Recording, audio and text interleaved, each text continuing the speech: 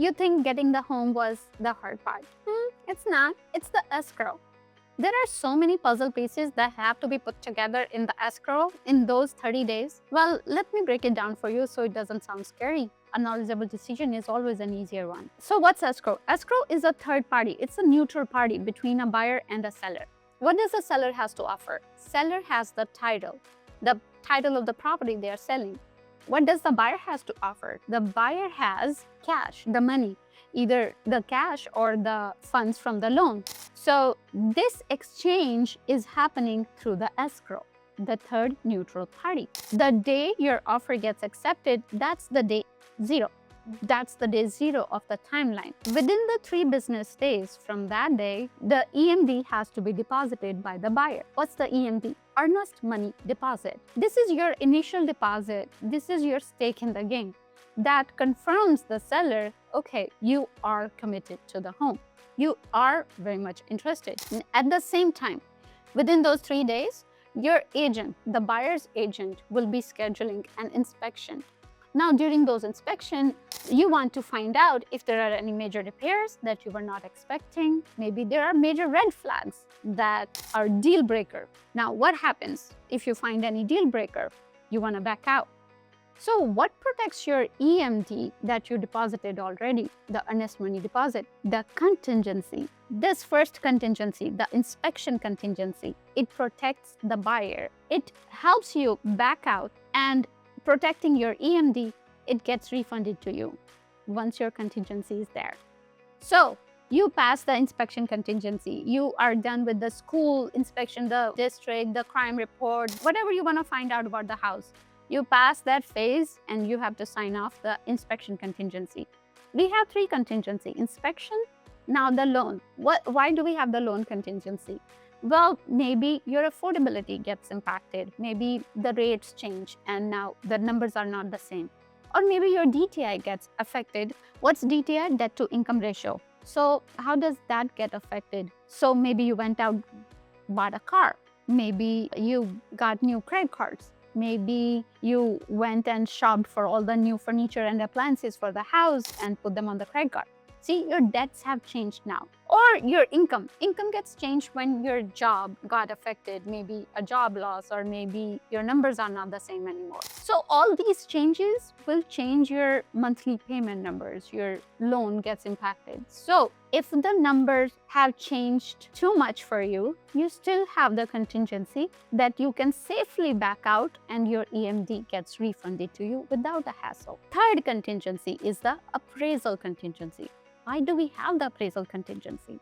When your agent was scheduling the inspection, your lender was scheduling the appraisal because they want to make sure the property is worth the price you're offering the seller. Let's say you offered $750,000, but the appraisal came in at $720,000.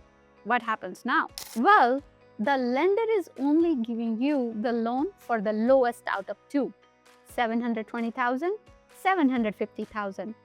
You got a loan for $720,000. What happens with the rest, $30,000? 2 options for you. Either you get more cash into the transaction. You put more cash into the transaction, that $30,000 out of your pocket. Or you renegotiate the price with the seller. Now, let's say nothing works out. What happens now? Now, you can back out safely and your EMD gets refunded to you. Why? Because you had the protection of contingencies.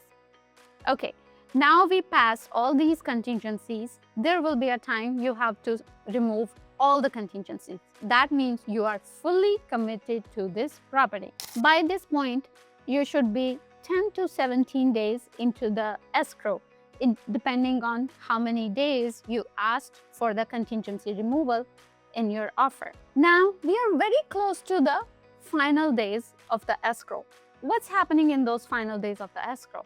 Well, lender, once they approved your loan, they gave you clear to close, they prepared the loan docs and send them to the escrow. They balance their statements and the escrow prints out the loan docs. And why the hard copy? Because these docs need to be signed in ink, not DocuSign, no e-signing, in ink here. So the notary, most of the time, they come at your place at your convenience and get those paperwork signed. While you were signing the loan docs, the seller, they were signing the title transfer documents with the notary.